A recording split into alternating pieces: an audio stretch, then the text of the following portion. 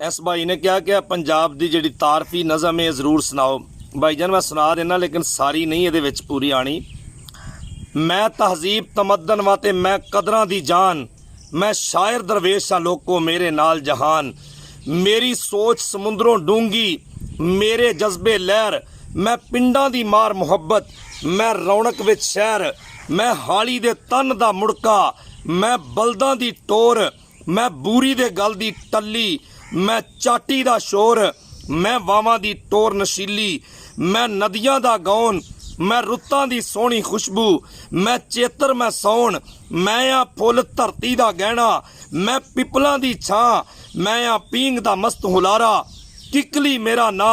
मैं आ चरखा विच त्रिंजन मैं तकला मैं तंद, मैं वहुटी दे कन्न दा झुमका मैं बाजू मैं बंद।